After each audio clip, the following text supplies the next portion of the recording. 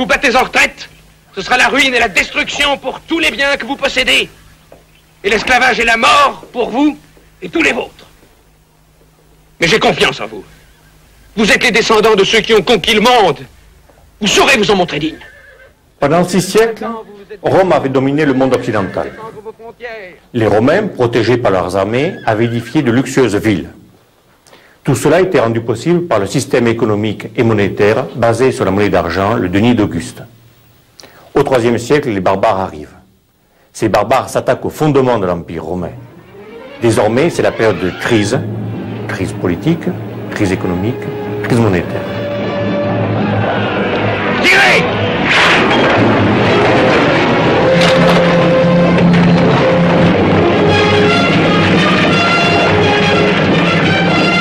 Les restaurations entreprises par Aurélien et par son successeur Dioclétien visent à rétablir l'intégralité de l'Empire romain, en particulier la monnaie. Il crée une nouvelle monnaie d'or. Cette monnaie d'or va remplacer la monnaie d'argent. Elle va servir d'échelle de valeur et d'instrument d'échange. Bref, la monnaie d'or va inonder l'Empire romain. À partir de la réforme de Constantin, le sou d'or, qu'on appelle aussi solidus, devient la monnaie du Bas-Empire et du début du Moyen-Âge.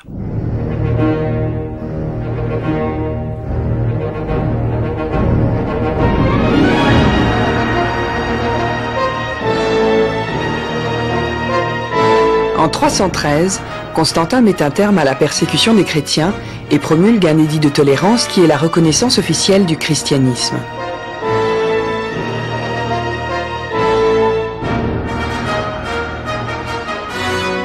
Constantin devient ainsi le premier empereur chrétien.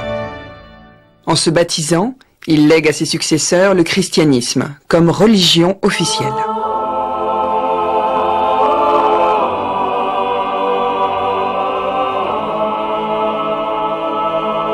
L'Église critique immédiatement le rôle de l'enrichissement et celui de la monnaie, mais elle encourage les dons et reçoit des tonnes d'or et d'argent de l'empereur et des hauts dignitaires de l'Empire. Sur cette mosaïque de Ravenne figurent côte à côte l'empereur et l'archevêque. Les symboles chrétiens envahissent l'art. Les mosaïstes s'inspirent de scènes bibliques. Ils glorifient l'entente entre pouvoirs temporels et spirituels. Le chrisme, monogramme du nom du Christ, apparaît dès 330 sur les monnaies de tous métaux.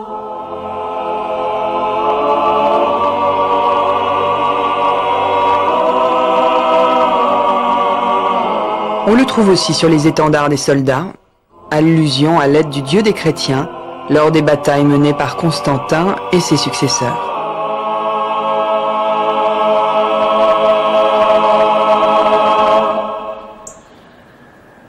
Le renouveau de l'or facilite la constitution de trésors. Les grands propriétaires terriens stockent en or les bénéfices de leurs diverses propriétés réparties dans l'Empire. Le mari de Sainte Mélanie avait comme revenu annuel environ 550 kilos d'or. Un jour que nous avions réuni une somme immense et innombrable, de quoi envoyer pour le service des pauvres et des saints environ 15 tonnes d'or, il me sembla voir la maison illuminée par l'abondance des richesses, comme par un feu.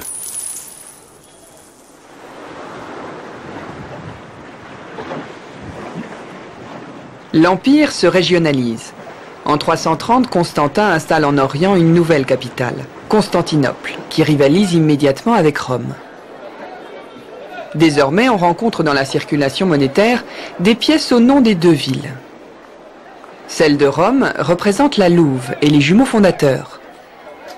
Celle de Constantinople montre la victoire posant le pied sur une proue de navire. Au IVe siècle, les raids barbares se multiplient. Pour mieux défendre le territoire, les Romains régionalisent les armées, et dans ce cadre, le futur empereur Julien, au milieu du IVe siècle, va s'installer en Gaule pour défendre le territoire, tantôt en étant sur le Rhin, tantôt en hivernant à Paris. Comme l'or domine, les soldats exigent d'être payés en or. Pour payer ces soldes, on frappe localement de grandes quantités de monnaie d'or. C'est ainsi qu'en Gaule, ce sont les ateliers de Trèves, de Lyon et d'Arles qui émettent les plus grandes quantités d'or.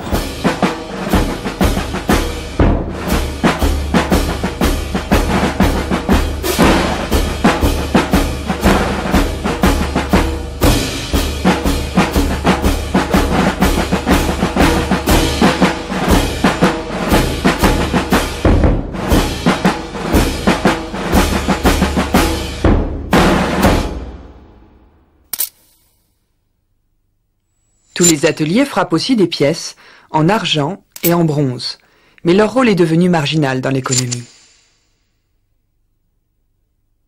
Tout au long de la première moitié du IVe siècle, les frappes d'or augmentent et le stock monétaire grossit en fonction des besoins militaires.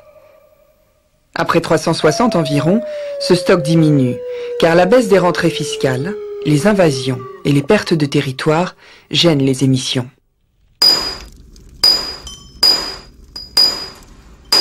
Pendant le IVe siècle, les ateliers monétaires étaient nombreux et répartis dans tout l'Empire. Chaque invasion conduit à fermer les ateliers.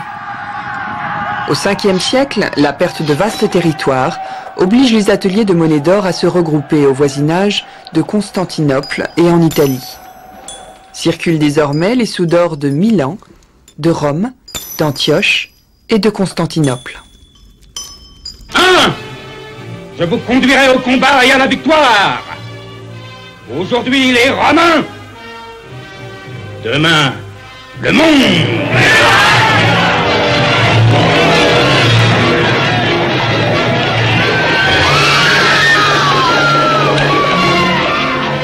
Attila, comme les autres barbares, se constitue un formidable trésor de guerre.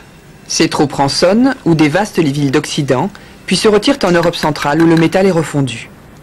Après la mort d'Attila, les troupes romaines de Constantinople, lançant une contre-offensive, récupéreront une partie de son trésor. Il sera alors transféré à Rome, où il servira aux frappes de l'empereur Anthème pour financer la guerre contre les Vandales. Ainsi circulaient les trésors des rois.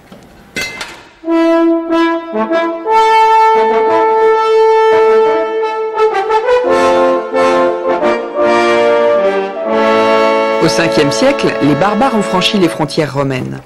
En Gaule, les Visigoths s'installent à l'ouest, les Burgondes à l'est et les Francs au nord.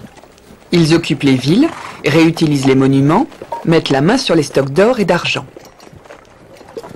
Ils copient rapidement les habitudes romaines et ouvrent des ateliers monétaires dans les grandes villes.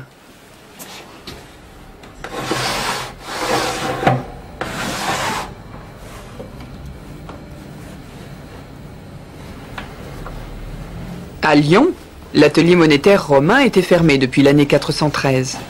Il faut attendre sa réouverture par les rois burgondes en 507 pour retrouver des séries abondantes et identifiables de monnaie d'or. Les Burgondes ont un monnayage qui, comme celui des autres peuples barbares, s'inspire directement des monnaies romaines, puis des monnaies byzantines, comme on le voit sur l'exemple que nous avons choisi pour illustrer ce panneau.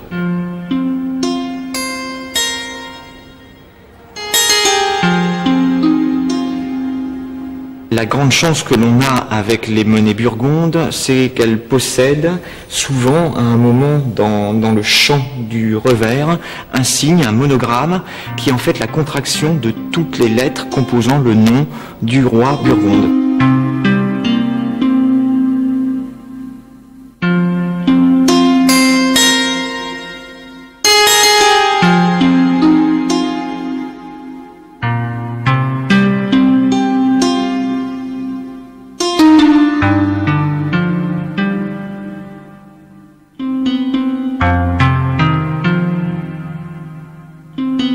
Les Burgondes sont les seuls à utiliser ce type de distinction. Les autres peuples se contentent d'imiter purement et simplement les monnaies byzantines. C'est le cas des Visigoths qui émettent dans le sud-ouest de la France et en péninsule ibérique. C'est aussi le cas des Francs. Dépourvus de toute marque, ces monnaies sont classées en fonction de leur style de gravure. Le monnayage burgonde, comme le monnayage franc ou le monnayage des Visigoths, est essentiellement basé sur la monnaie d'or. Les frappes en argent sont beaucoup plus rares, de même que les monnaies en bronze.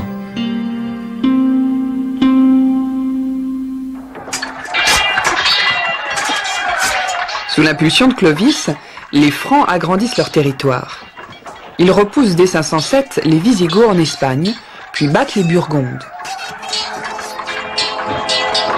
Le baptême de Clovis met un terme au conflit religieux.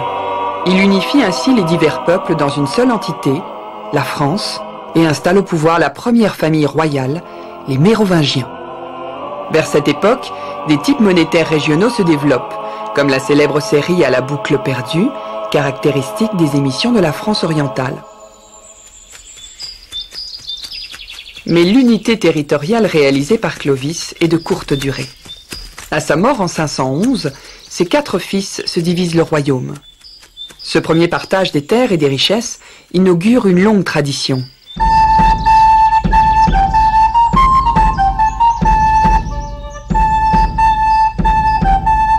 Chaque roi doit être riche, et l'importance de son trésor est la façon de mesurer sa puissance temporelle. Les armées passent alors leur temps à piller, et les rois à entasser des trésors qui sont à leur tour pillés.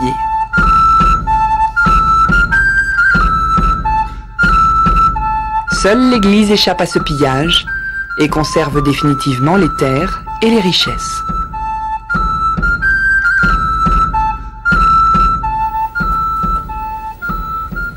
À partir de 575, le type monétaire mérovingien s'uniformise, mais perd toute référence au souverain. En partant de l'ensemble des pièces connues, Georges de Perrault a cherché des critères pour construire la chronologie des émissions monétaires. Il a dû reprendre les recueils de dessins de monnaie du XIXe siècle, vérifier la lecture des inscriptions, le poids des pièces, puis compléter avec les nouvelles découvertes. Un véritable travail de patience.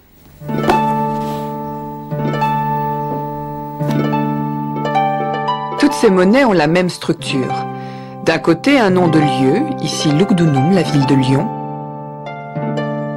et de l'autre celui des orfèvres qui ont frappé la monnaie, ici Girius et Pétrus.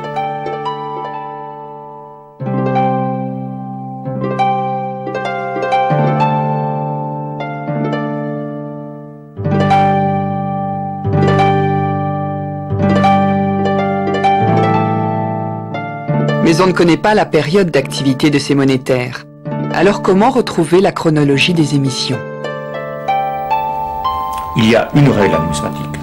Nous savons que les monnaies les plus lourdes et celles qui ont la plus grande quantité d'or pour les monnaies d'or sont les premières monnaies de chaque émission. C'est-à-dire qu'au départ, les monnaies sont lourdes, de très bonne qualité. Et au fur et à mesure que les années passent, cette quantité d'or diminue et ce poids s'affaiblit. Ces 3 pièces, a priori et à première vue, sont assez semblables. Cependant, si on les pèse et si on les examine, on s'aperçoit que celle-ci pèse beaucoup plus que celle-là.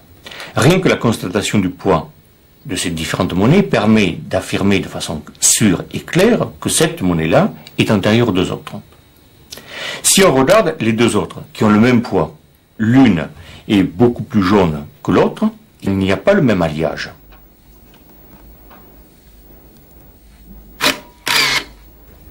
Ces critères techniques, mathématiques, métrologiques doivent être recoupés, bien entendu, avec l'ensemble des autres critères, tels que les liaisons de coins, tels que l'évolution stylistique, tels que les noms de monétaires que l'on va trouver. Et à ce moment-là, effectivement, nous pouvons reconstituer les quantités produites et comparer les chiffres que nous avons, les données numismatiques pures, avec d'autres éléments historiques et voir dans quelle mesure la numismatique permet d'éclairer et d'apporter de nouvelles informations à la compréhension de la période. Les conclusions de l'étude montrent que le stock monétaire mérovingien augmente tout au long du 5e siècle jusqu'au règne de Clotaire, puis de Dagobert. Leurs victoires, leurs alliances, la force de leurs armées en firent des rois riches. Après eux, dès 640, la situation va se dégrader. Les monnaies de Clotaire et de Dagobert sont les plus spectaculaires des monnaies mérovingiennes. Elles réintroduisent le buste royal. Non, moi, je suis le roi Dagobert. Dagobert. Dagobert, premier roi des Francs. Il est là, devant toi, là. Où as-tu trouvé la couronne de ton roi? Je l'ai trouvé par terre, sous le buisson, mon roi. Ah, mais je suis tout aise, je m'en souviendrai. Mais maintenant, il faut me la rendre. Allez, donne. Non. Bûcheron, je suis le roi, enfin. Bon, regarde, voilà. Tiens, regarde, voilà. Regarde. Vois-tu, regarde, voilà. Regarde, c'est moi. C'est moi, c'est mon profil. Ah. Voilà. Mon roi, t'as mis ta couronne à l'envers.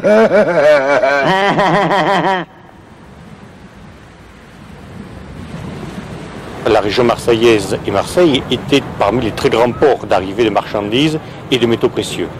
C'est à Marseille qu'arrivaient les solidis byzantins, c'est à Marseille qu'arrivaient les pièces d'or frappées dans la Méditerranée occidentale, et bien entendu, ces pièces d'or étaient refondues et refrappées à Marseille. C'est pour ça que nous avons ici un des plus gros ateliers de l'époque mérovingienne. Les frappes locales portent les noms des empereurs byzantins. Le revers est directement inspiré des frappes orientales. On y trouve l'indication de poids, 7 siliques, et celle de l'atelier monétaire, MA pour Marseille, AR pour Arles. À l'époque de Dagobert, il y avait en France 2 grands ateliers monétaires, Paris et surtout Marseille. Marseille dépendait, comme celui de Paris bien entendu, de l'administration royale, et c'est pour cette raison que l'on retrouve le nom des lois, Eligius, à la fois à Marseille et à la fois à Paris. À la mort de Dagobert, son trésor a été inventorié et réparti entre ses héritiers. Cette tradition affaiblissait le royaume. À l'inverse, les biens de l'Église ne se divisaient pas. Au fur et à mesure des années, l'Église thésaurise donc un nombre impressionnant d'objets et de monnaies, et sa puissance augmente.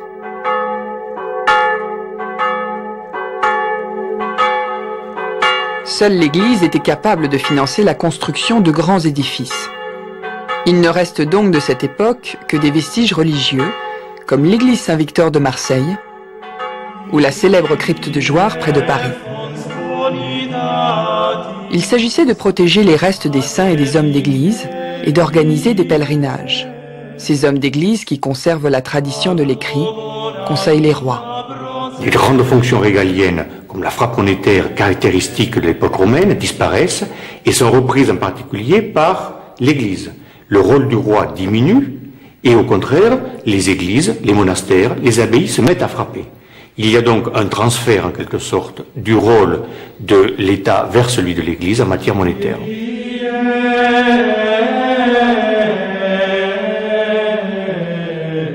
On constate durant cette période une relation entre les évêchés et les frappes monétaires.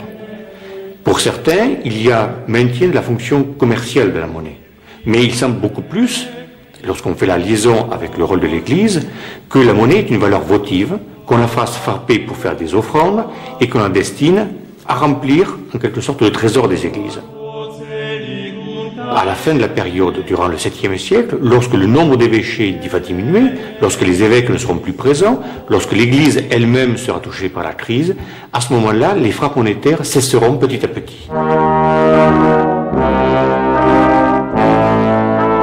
À la fin de l'époque mérovingienne, le royaume traverse une période troublée. Le territoire sur lequel s'étend l'autorité royale est très réduit. Les épidémies sont fréquentes, les cités se vident. Dans un tel contexte, la monnaie ne peut que disparaître. Il faut attendre la fin du 7e siècle pour qu'apparaissent les premiers signes de renouveau. Les maires du palais affirment leur autorité et adoptent un monnayage d'argent.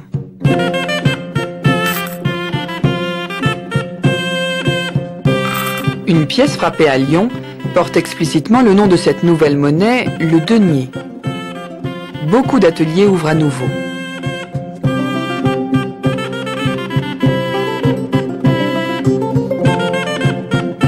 Cette phase de reconstruction monétaire mérovingienne se terminera sous Charles Martel, dont le fils Pépin le Bref deviendra roi.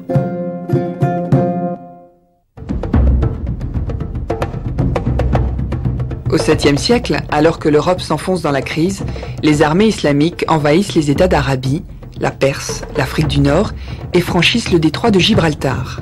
Au 8e siècle, le monde musulman est à son apogée.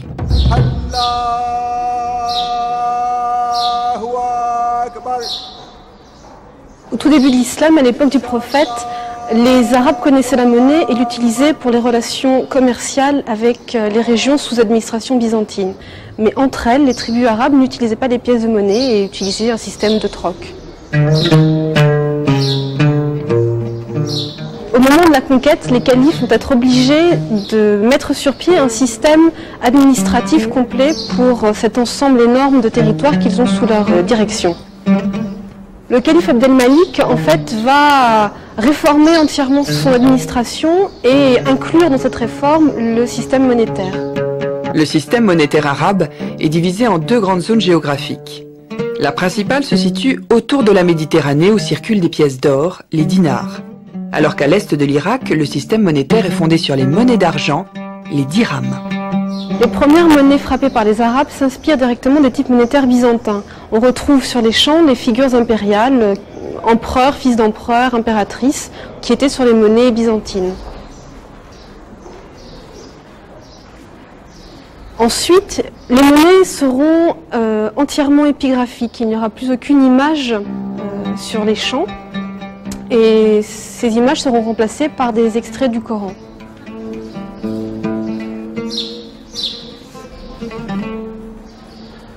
L'économie et les échanges commerciaux sont favorisés par l'unification du système monétaire. Un seul poids, un seul type monétaire, la monnaie est la même d'Espagne en Iran.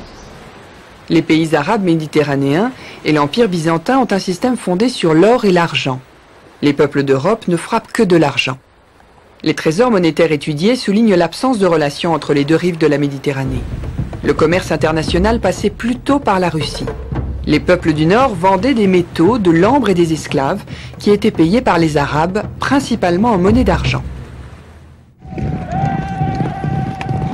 En France, les cavaliers arabes sont arrêtés par Charles Martel à Poitiers en 732. Il renverse le dernier roi mérovingien et son fils Pépin le Bref s'installe sur le trône. Pour créer un stock monétaire stable, Pépin le Bref impose à tous les ateliers une nouvelle pièce portant le nom du roi d'un côté et celui de l'atelier au revers. Ainsi naît le denier carolingien.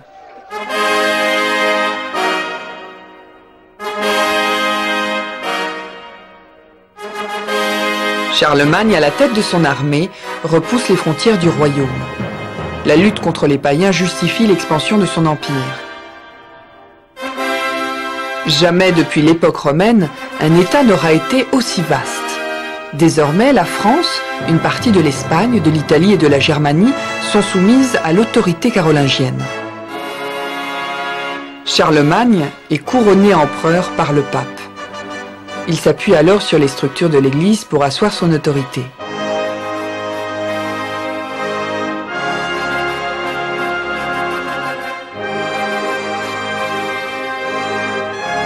Les évêques deviennent ses relais dans chaque région, et à nouveau l'Église bénéficie de nombreux dons.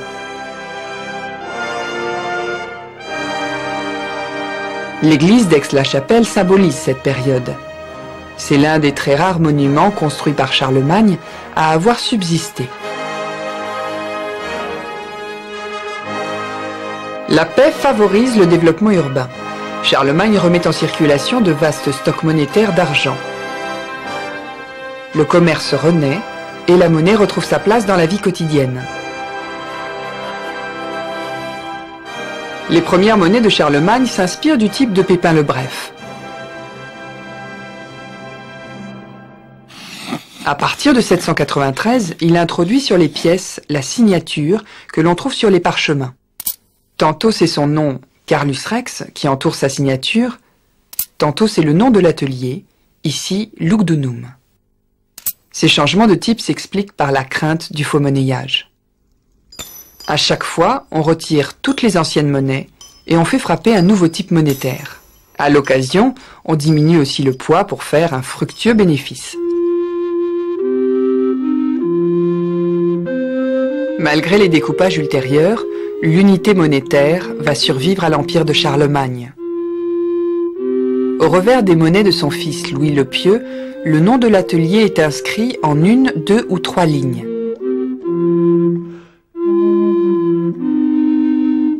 Même si le type monétaire évolue, le denier reste stable.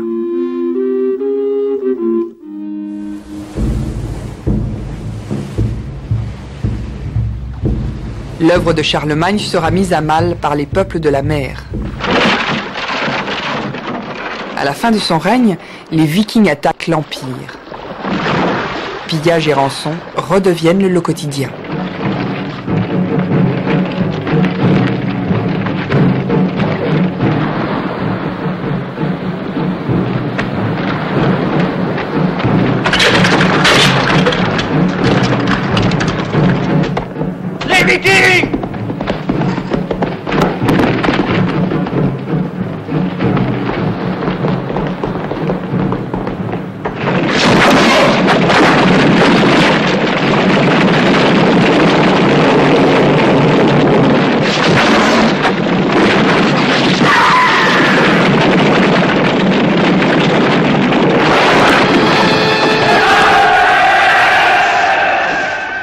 contre les Vikings, il faut payer les fortifications, payer les armes, payer les rançons.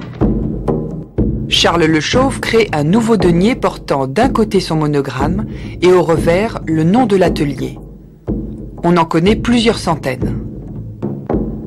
L'Europe occidentale conservera jusqu'au XIIIe siècle ce système monétaire carolingien fondé sur le petit denier d'argent. Les frappes carolingiennes étaient directement liées à la crise des Vikings. Le stock augmente durant tout le IXe siècle, puis diminue avec le retour à la paix. Au début de la période carolingienne, les trésors sont rares. Durant le IXe siècle, au moment des invasions vikings, ils deviennent nombreux et se répartissent dans l'ensemble du territoire. Au fur et à mesure que les Vikings sont repoussés au Xe siècle, les frappes baissent. Les trésors se font alors de plus en plus rares et se concentrent au nord, là où des combats ont encore lieu.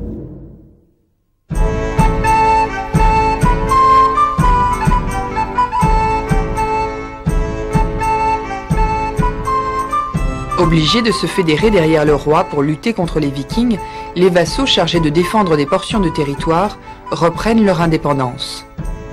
Dans le cours du Xe siècle, ils construisent des châteaux à partir desquels ils vont régner sur leurs terres. Derrière leurs remparts, ils s'approprient, d'abord de manière clandestine, puis avec l'accord du roi, le droit de frapper monnaie. Dans la France du début du XIIIe siècle, on dénombrait près d'une centaine d'ateliers monétaires. Chacun d'entre eux produisait de grandes quantités de monnaie. Les seigneurs féodaux se font la guerre, pillent les richesses et les transforment en monnaie. C'est une période de déstockage qui renforce le circuit économique. Pour le roi, pour le comte, pour l'évêque, la frappe de la monnaie est un revenu. C'est-à-dire qu'il y a une différence importante entre le coût de fabrication de la monnaie, c'est-à-dire l'achat du métal, les frais de fabrication et la valeur de la monnaie. Cette différence, c'est son bénéfice. Et ce bénéfice représente une part importante des revenus d'un royaume ou d'un seigneur. Avec la montée en puissance des ateliers féodaux, les frappes au nom du roi diminuent. Si on considère que vers l'an 800, les frappes royales représentent la totalité du stock monétaire, elles n'en représentent plus qu'un tiers vers l'an 1000. À partir de ce moment-là, le roi n'est plus qu'un seigneur comme les autres.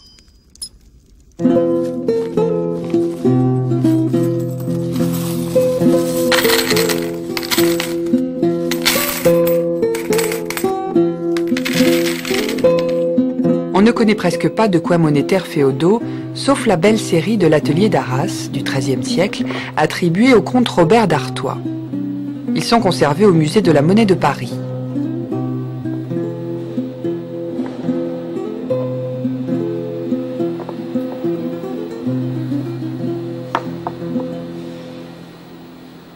Il s'agit d'outils qui ont servi à la frappe des petits deniers de la région d'Artois. Certains sont pratiquement à l'état neuf, celui-ci n'a pas connu de déformation, alors que d'autres ont manifestement eu une durée de vie beaucoup plus longue. Sa hauteur est nettement moindre, il a déjà fortement servi, la surface supérieure a éclaté sous le choc du marteau. Il s'agit d'un essai monétaire réalisé à l'aide d'un des outillages de la collection d'Arras.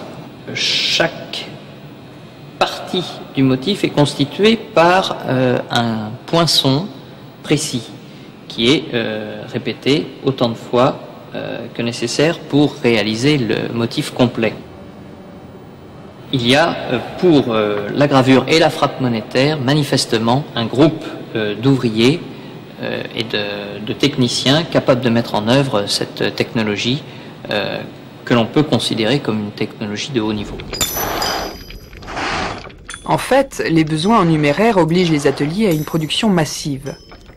Ces ateliers emploient un personnel spécialisé, les uns dans la fonte des métaux ou dans la préparation des flancs, les autres dans la gravure des coins ou la frappe. Les seigneurs confient la responsabilité de l'atelier à des maîtres d'œuvre qui utilisent leurs compétences pour diriger la frappe, mais aussi pour acheter au meilleur prix le métal. Ces maîtres d'œuvre louent leurs services et se paient sur les bénéfices de l'atelier.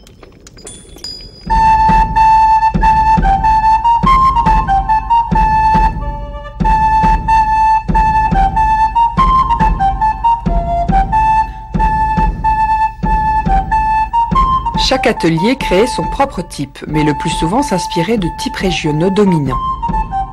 Par exemple, on connaît le denier parisien, la tête blaiseau-chartraine, la tête de face, la crosse. Chacun d'entre eux est plus représentatif d'une partie du royaume. Ces grands types étaient indépendants du statut du seigneur, laïque ou ecclésiastique. À Cahors, c'était l'évêque qui était le seigneur féodal. Il avait tous les droits féodaux, y compris celui de frapper monnaie. De cette époque, nous avons principalement des fortifications où se vérifiaient les entrées des hommes et des biens.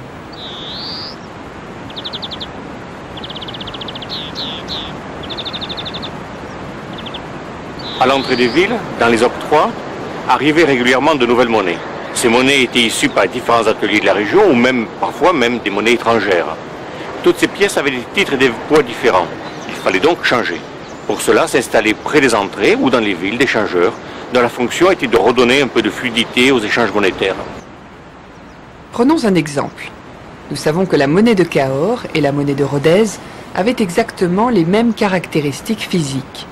Il n'y avait pas besoin de les changer.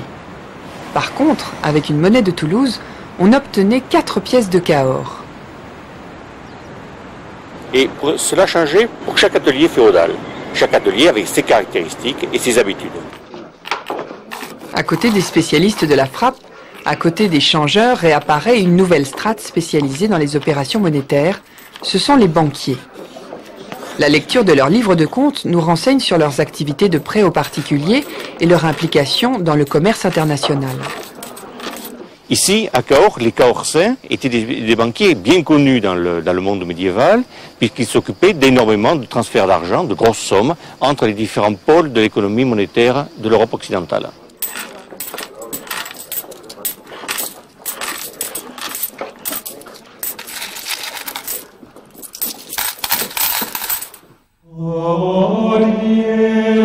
En Arles, l'église et le cloître Saint-Trophime font partie des hauts lieux de l'art roman.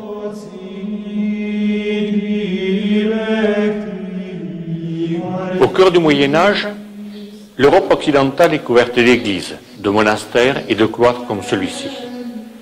L'église, grâce à sa structure, dépasse largement les frontières et les langues locales.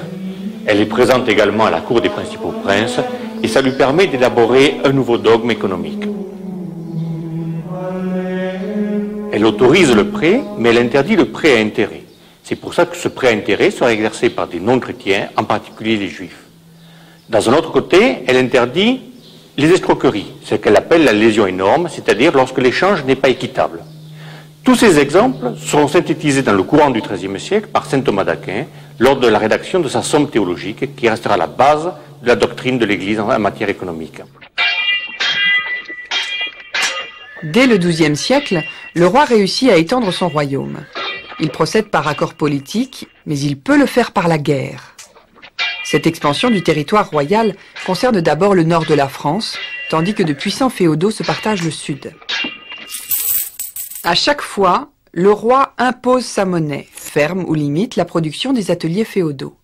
Non seulement les caisses royales reçoivent davantage d'impôts, mais les ateliers royaux qui frappent de plus en plus dégagent de plus en plus de bénéfices. Le consul de Béziers. Le consul. Alors, ces hérétiques. Les 222 présumés hérétiques, de par les listes que vous nous avez fait tenir. Vous les livrez? Jamais. Vous n'avez pas à décider, c'est le Seigneur qui décide. Ici, c'est le Conseil qui décide des affaires de la cité. Et le Conseil a d'abord décidé que personne n'aura de nous un denier vaillant pour que nous changions de seigneurie. Si vous refusez de nous livrer les hérétiques de Béziers, c'est que vous êtes tous des hérétiques. Vous vous trompez, messire abbé. Les catholiques de Béziers nieront-ils la présence d'hérétiques dans leur ville? Il n'y a ici que des citoyens. Des citoyens?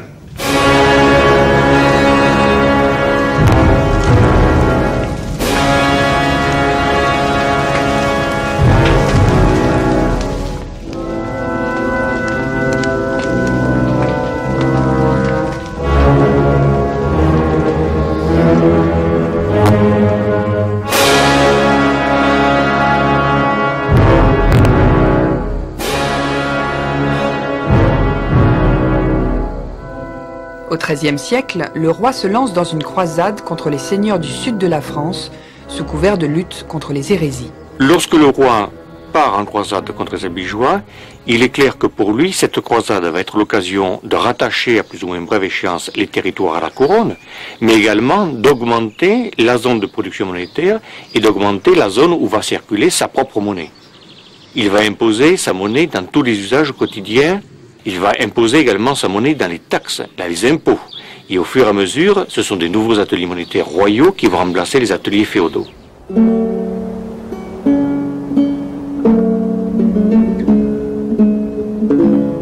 Dès la chute de Carcassonne, l'atelier féodal ferme. Un atelier royal est alors ouvert dans la ville. Il faut savoir que dans ces régions, l'usage de la petite monnaie était plus répandu que dans le nord de la France. La présence romaine avait laissé des traces dans la manière de gérer la cité, comme dans les rapports commerciaux. La frappe des monnaies dans ces régions était donc, pour les caisses et les finances de l'État, extrêmement fructueuse.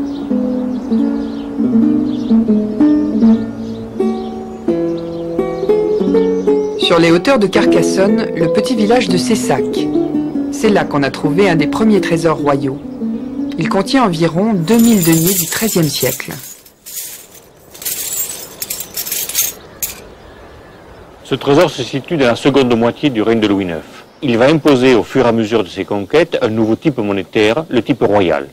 Ce type royal se caractérise par, d'un côté, la croix et le nom du roi marqués de façon explicite, Ludovicus Rex, et de l'autre, le châtel tournois, qui est la caractéristique, la monnaie de Tours, type que va reprendre le roi et qu'il va imposer dans tous les ateliers sous sa direction. Dans le trésor de Cessac, nous n'avons qu'un seul type monétaire, mais il y a des différences caractérisées par des points secrets ou des ponctuations qui permettent d'identifier plusieurs groupes. Ces groupes sont plus ou moins importants et peuvent correspondre soit à des périodes de frappe, soit à des ateliers. Mais actuellement, en l'état de la recherche, nous ne savons pas attribuer ces productions monétaires aux ateliers qui ont pu les émettre ou qui ont émis des monnaies au châtel tournois.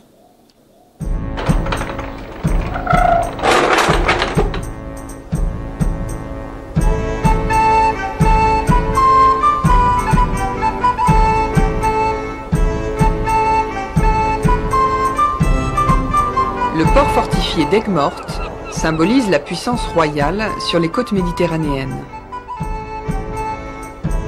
Au milieu du XIIIe siècle, c'est-à-dire en gros au milieu du règne de Louis IX, le royaume de France est pacifié, il n'y a plus de guerre interne. Louis IX a réussi à imposer sa nouvelle monnaie en argent dans tous les ateliers du royaume. Et il va se lancer dans une politique de conquête et d'ouverture vers l'Orient. C'est-à-dire qu'il va se lancer dans des croisades destinées à agrandir son royaume.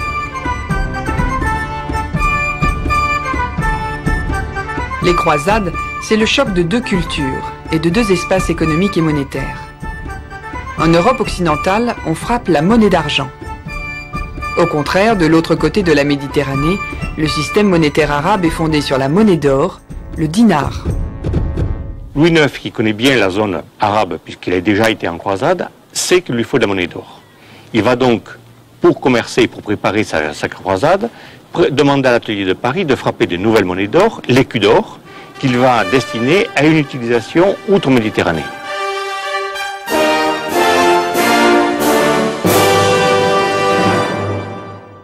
Ces nouvelles frappes d'or, qui réapparaissent après plusieurs siècles d'arrêt, marquent un nouveau tournant, important tournant dans les frappes monétaires françaises. C'est le début des frappes d'or qui vont durer pendant plusieurs siècles, pratiquement jusqu'à nos jours. C'est un nouvel espace économique et un nouvel espace monétaire qui s'ouvre à la fin du Moyen-Âge.